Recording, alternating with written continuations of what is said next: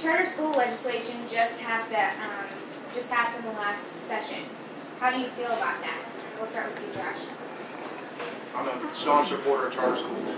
I used to teach high school myself, and I taught in a private school, and one of the great things about that was I never had to worry much about paperwork and overall compliance. My focus was on the students in the classroom, spending my time on what worked best for that student to make sure they learned the material. And that's one of the great things about charter schools is it removes some of those regulations.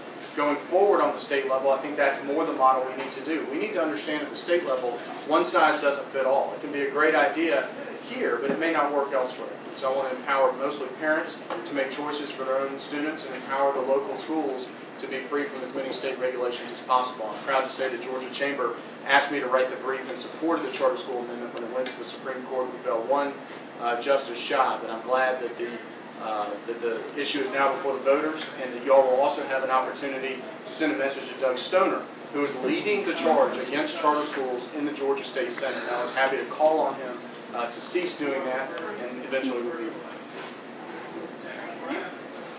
I'm absolutely for charter schools and for this recent amendment. The one thing that we have to continue to do if we want to improve our public education is to continue to infuse free market principles into the system.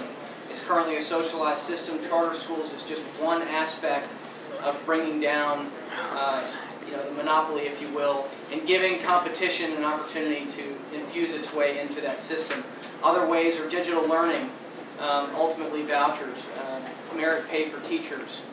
And these kinds of ideas, if they can be continued to infused into the public school system, I think you're going to see a lot of improvement across the board. And it is, I agree with Josh, it is a complete shame that our competitor on the Democrat side was the one leading the charge against this amendment. I think it's not going to serve him very well. Totally, for charter schools. I supported the House Bill 1162. I'm also for school vouchers, school choice. I believe that we got to hold folks accountable, and that seems to be the problem. I mean, you get a situation where Atlanta Public Schools, they're a teacher or an administrator of some sort has an opportunity for a pay raise on a student's test score. It's just criminal to me. So I think that is really a burden. But what's interesting about this is our district has two different areas. It's Cobb County and Fulton County. So when you talk about Cobb County, the schools are pretty good. You talk about Fulton, we have some real challenges in the Atlanta Public Schools. So it's two different roles. Drew, I'm going to stick with you and